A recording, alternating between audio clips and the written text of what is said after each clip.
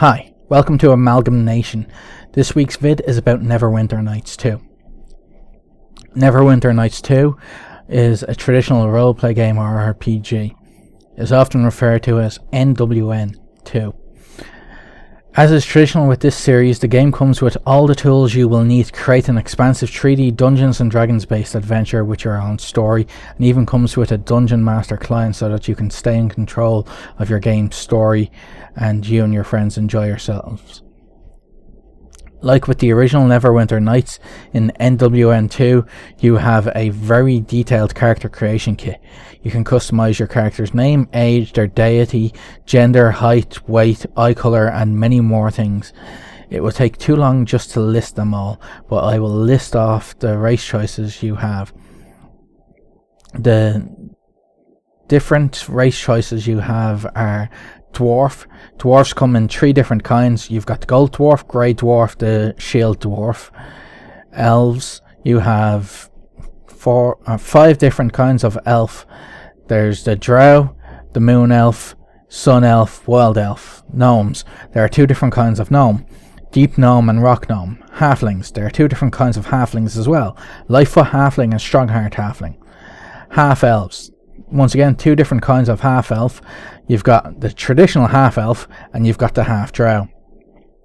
You've got half orcs, humans. Plain touched are new from they were not in NeverWinter Nights, the original, as a playable race, so they're new to this game.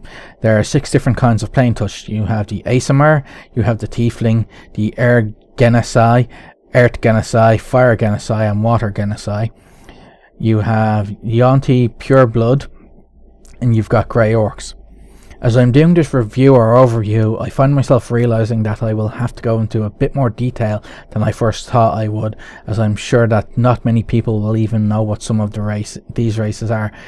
If you play pen and paper Dungeons and Dragons, then I'm sure you'll know some of them, if not all of them. So I will explain a little bit about some of these races. First up, the Yonti Pure Blood.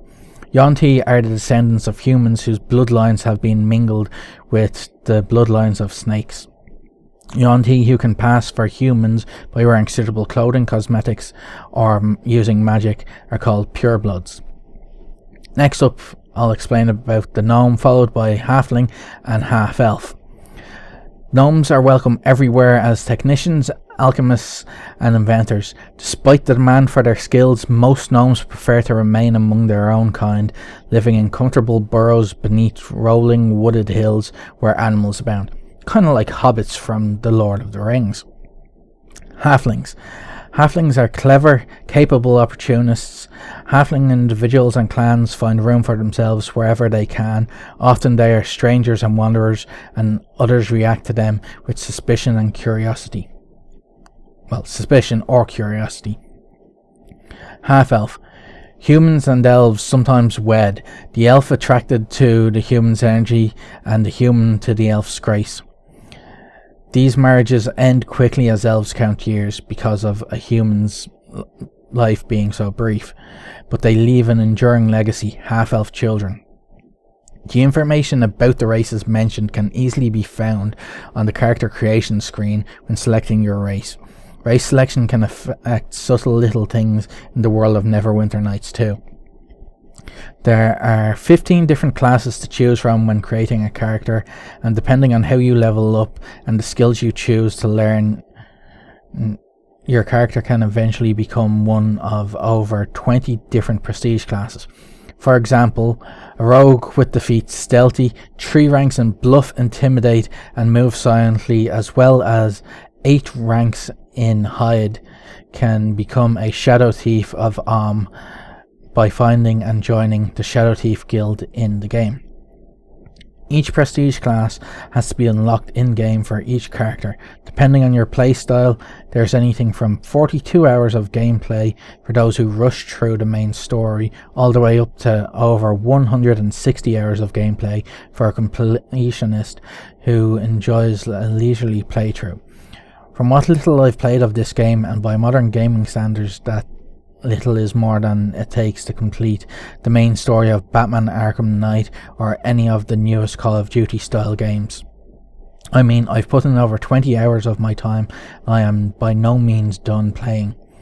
But from the little I have seen and enjoyed, the story is one of the most immersive I have ever come across.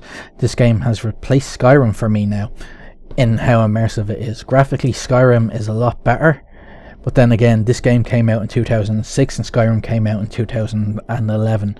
But gameplay and story, NWN2 beats Skyrim hands down.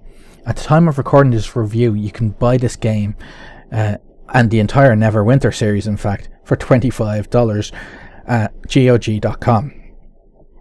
A link will be in the information below. I'm by no means sponsored. I just think you might, if you're interested in this game, you might be interested in knowing where to buy it for as cheap as possible, and legally at that. If you like roleplay games and want something that you can spend all year playing, then I suggest you check out NeverWinter Nights. As always, remember, play to game and game to play.